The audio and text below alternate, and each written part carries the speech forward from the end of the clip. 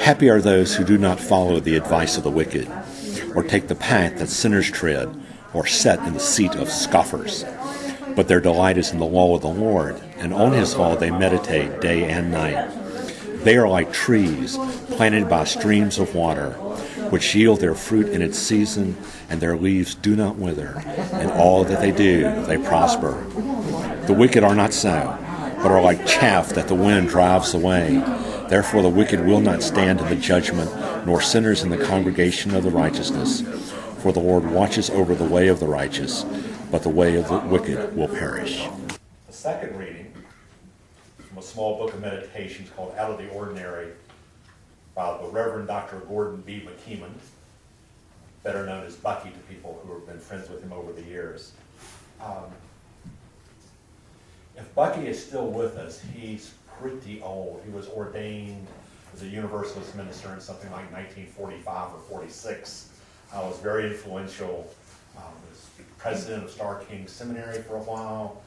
Ran for president of the UUA. And a very wise old man. When I was a child, one of my favorite toys was a gyroscope, a weighty wheel suspended in a cage on an axle. Winding a string around the axle and pulling the string would start the wheel spinning rapidly. When the wheel was spinning, the gyroscope resisted efforts to change its position. It could be perched precariously on a sharp edge or on a length of string and maintain its position. Later, I discovered that gyroscopes had other, more important functions than entertaining children. Keeping ships at sea on an even keel was one of them. Still later, when I was an active parish minister, someone once described my style of ministry as gyroscopic.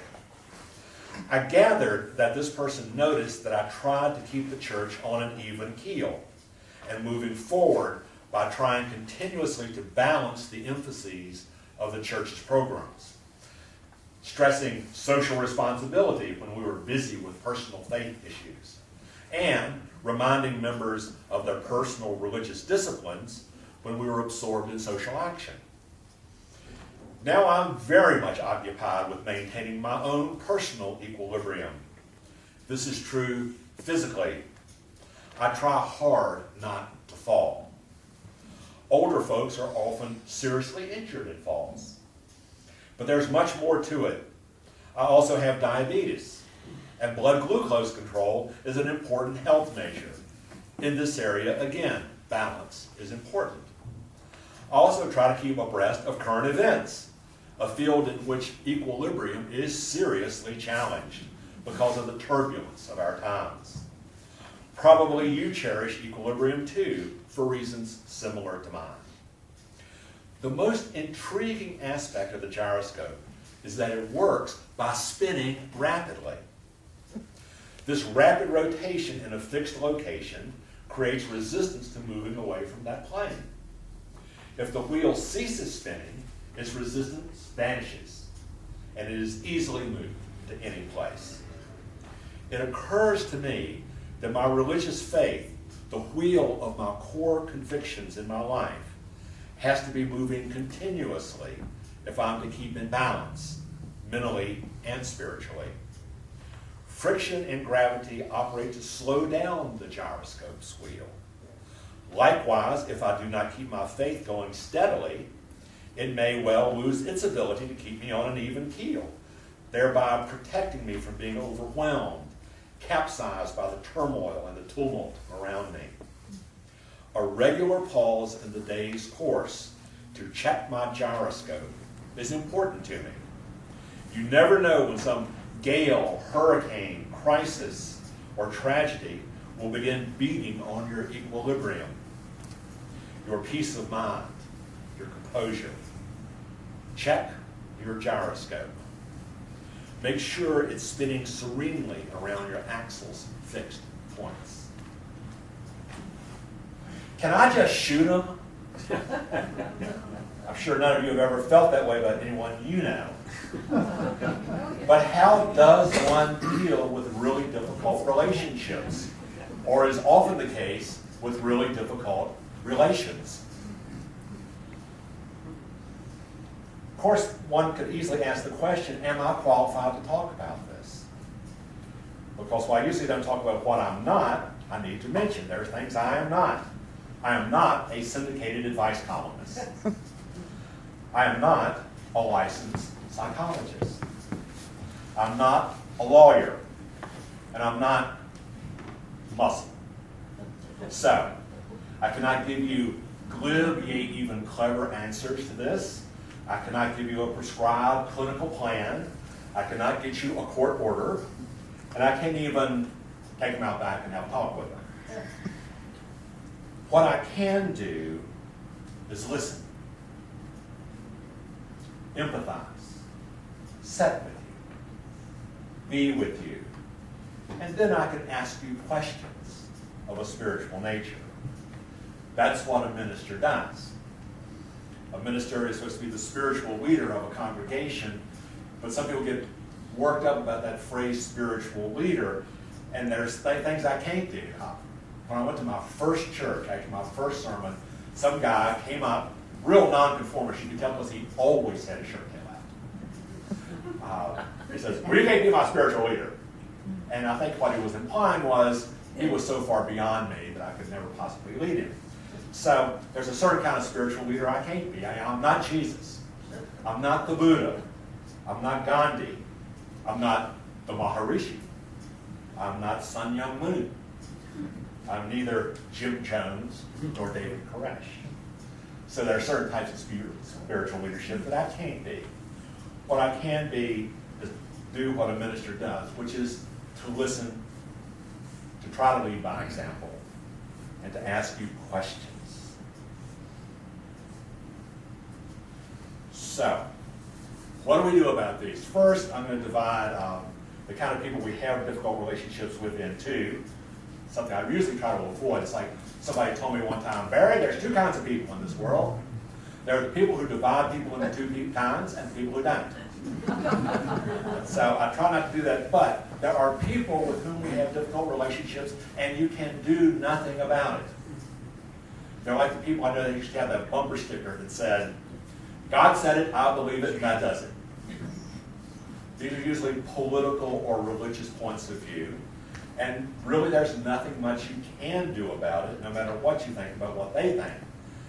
Again, that reminds me of a fellow, when I was a graduate student down in Southwest Virginia, I attended bar and a disco, not as glamorous as you might think. I was in a furniture factory town, and one of my fellow bartenders was having a lot of trouble with his younger brother. And this fellow, Kurt, was interested in the criminal justice system and getting involved with it. He says, you know what we need is a misdemeanor 2 willful ignorance. I think he wanted to bust his brother for willful ignorance from time to time. When you get into a position with somebody like that, about all you can do, hear what they say, state your position as clearly and calmly as possible, and smile. And if they say something like, well, I'll pray for you, I always say, thank you. I really appreciate that. And if you are a prayer, you can offer the same to them. I'll pray for you. If you're not a prayer, don't do that. They'll recognize it as hypocrisy, so just don't even go there. It just gives them more ammunition. But there's not much you can do about it. And so you really have to let those go. But then there's the people you can talk to. And that's where we're really interested here. When we can be engaged. And before you engage, I might remind you, I'm so old I can remember when there were no Xerox machines. And when they first came out, there was little things that got Xeroxed and passed around. It's sort of like how people send you stuff into email now. And one of them was a little sign I used to see at garages all the time. Make sure your brain is in gear before you engage your mouth. So, this is important. This is stuff you need to do. The first advice is the advice you don't want to hear. First thing you need to do is check the mirror. Go look in that mirror and ask yourself some serious questions. Am I pushing their buttons? Am I adding to the tension? Am I helping to create the problem that we're having between us? Of course, now, we're all good people and very reasonable, and we would never do anything like that. But that's our point of view. We have to think about the other person and how they feel. Am I part of the problem? Then ask yourself this simple question. What's eating them? You know, if you're not pushing their buttons and they're carrying around this anger and their need to be difficult with you, that's not normal humanity. So there is something in there, something somewhere that's really eating at them. And that's creating that roadblock in the relationship that you're always having to detour around. If you can do something with that, you may simplify everything. If you just recognize that there's a problem there and they're having trouble too. So then, we come to the engagement. Here's the most important thing. The one thing you need to know more than anything else. What you have to do is find your spiritual center. You have to know where your core is. What are your core beliefs? Where do you go in the absolute middle? And how can I get there fairly quick? This is where spiritual discipline comes in. Because I know I've watched people, I've tried to do it myself, this is not easy, so that's why you have to practice it a lot. You see people, and they're engaged in a difficult conversation, and they're nodding their head and saying, yes, I understand, but what they're really doing is their meditation. Or they're doing a mantra. They're watching their breathing. They're going, okay, I'm being pushed off center. How do I get back to that center? What are my core beliefs? You know, this is why we have spiritual disciplines. So when we're really being bounced around, we can just sort of focus back down. You know, oh, my mouth is awful dry and my palms are sweaty. This is not a good sign. Look at my breath. It's a little shallow. It's all the way up here. Okay. I need to pay attention to the person talking to me, but I need to refocus where I am. I need to get back in touch with what's in the middle. The second most important thing is define your priorities. Why are you having this difficult conversation? Why do you keep going over and over with the same person? There's got to be something there that's important to you. And so you have to figure out what's important. What's my priority in this conversation? So when you get in there, you're in two-way conversation. Some people think this is a male metaphor. I don't think so. It's sort of like two people sitting on the couch watching a TV program. And there's the remote. Now, if they grab that remote up and start pressing around and playing with it, they're in control. Right? What you want to do here is not grab it away from them, and you take control. Because if one of you is in control of the remote, you're not having a conversation. So you need it laying down in between you, but keep one finger on it. Now, I find remotes dizzying in the array of buttons. Yeah. But you only need to know about 3 of them. There's some alternatives in there, but only about 3. One is the recall button. It brings you back to the previous channel. Because you get into these conversations, they keep changing the subject on you. So you have to keep hitting that recall button. No, that's not what we're talking about. Oh, we're not going back there. It's sort of like the rewind button or the fast forward button when they try to go 2 years into the past. No, we're talking about now. You know. Well, what about 6 weeks ago? We're talking about now. Yeah, but then there's the other time. You just have to keep hitting that recall button. Stay focused. Don't let them take you all over the map. What's the issue here? The other is the mute button. No, you can't point at them and say, shut up. You can do that with your TV, you can't do that with a human being. And it's not them. You sometimes have to mute yourself. It's sort of like the volume button. If the volume starts getting really high in the room, you need to start tamping it down. Now, you can't hit their volume button, you can only hit your own. But when I say hit the mute button, that's when you sort of break off and you go find that center. You go back, check your priorities. Okay? I'm just not really engaged right now because I'm trying to remember why I'm here, what's important, and who I am. So that's what the mute button's for. You need to remember, who am I? Why am I here? You need to ask yourself those questions over and over. And finally, there's the aptly named power button. Because if it looks like at this point nothing's going to happen, off.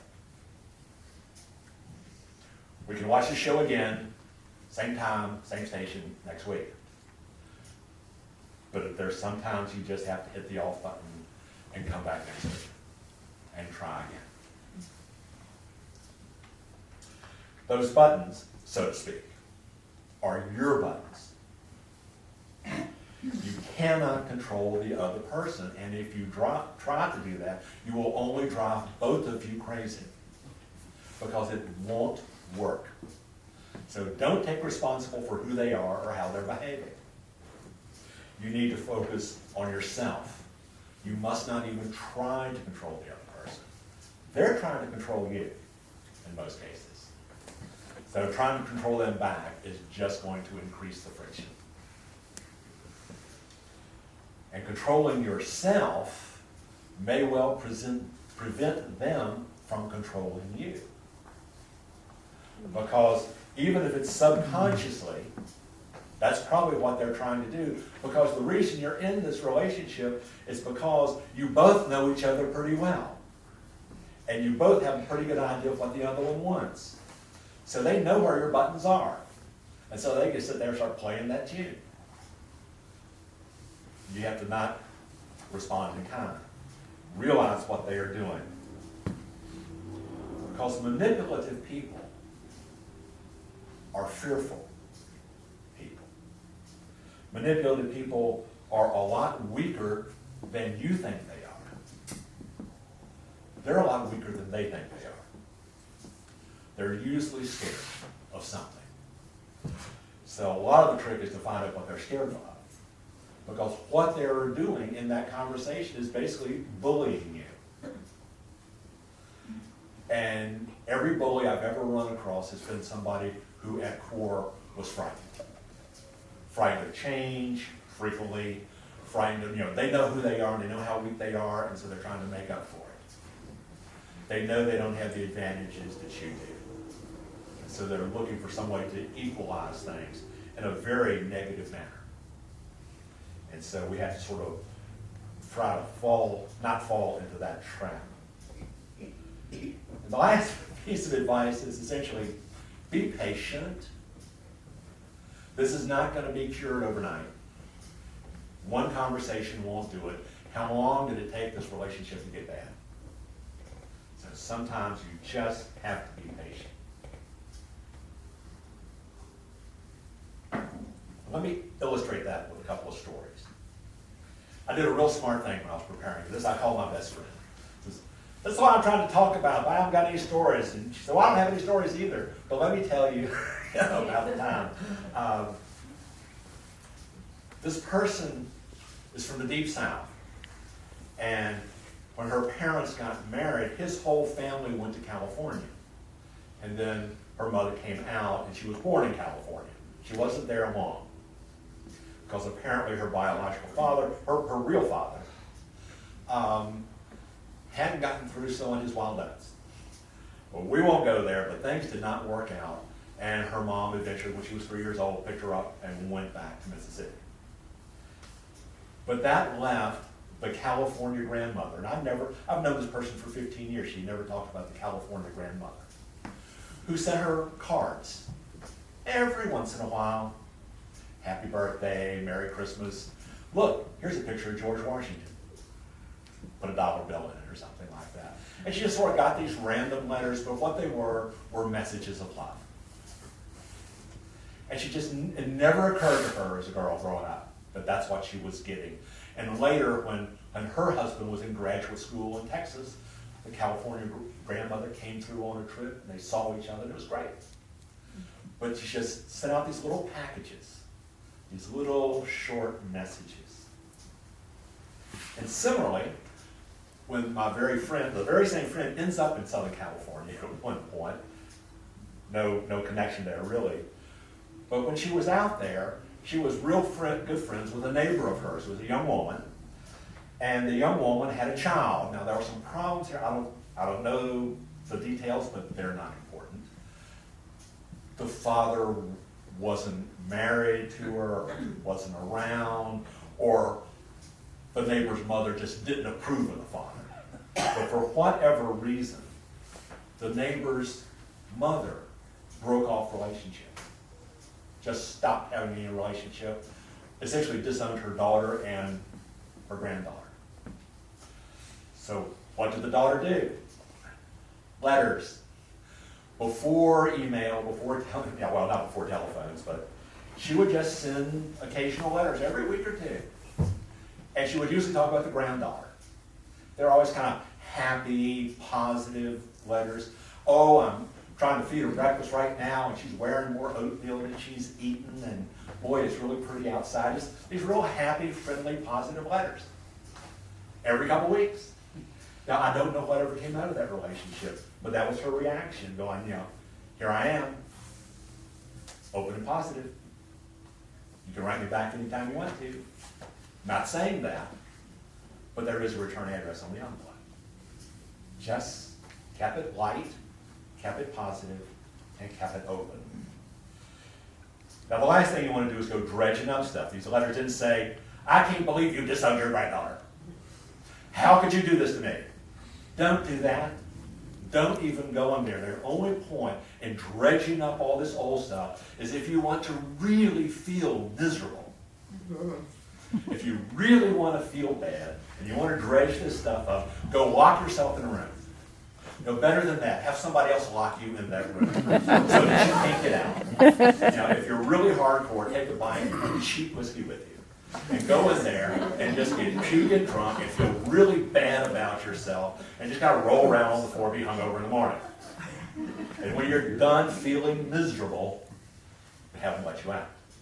Because you're not going to do anybody any good by dredging up all that old stuff. So, just don't even go there. It's happened, it's past, there's nothing you can do about it now. It will only make you feel miserable to go and work that stuff over and over. I know, I've done it, it never helped. All it ever did was make me feel worse. We don't need that. There's enough people in the world, enough things in the world that want to make us feel bad. We don't need to do it ourselves. So, give that job to someone else. And remember that everything is external. Everything will eventually go away, and that includes you. We're not here forever. So, if it's external, then you need to let it go if you don't have control of it. Small things and large. When I was in graduate school in Pittsburgh, I had some dental problems, so I thought I was going to solve them cheaply by going to the University of Pittsburgh Dental School. And the guy who worked on me apparently hadn't been practicing dentistry very long and made several mistakes. I remember laying in bed just, in tremendous pain, and my best friend there looking at me somewhat sweetly and smart aleckly and saying, "Oh, Barry, this tooth shall pass." It was very difficult for me to appreciate the humor at the time. She said it out of arm's reach. But it was true. Eventually it went away. This too shall pass. And that includes us. So, the important thing for you to remember in these instances and everywhere else, which makes it convenient, find your spiritual center. Know what your core is. Be able to get there. Find your spiritual center, your spiritual gyroscope. Attend to it. Nurture it. Discipline is good. Discipline is better than practice. But practice is better than ignored. So, We all like to talk about our spiritual practices. How about our spiritual disciplines? The ones we do even when we don't want to.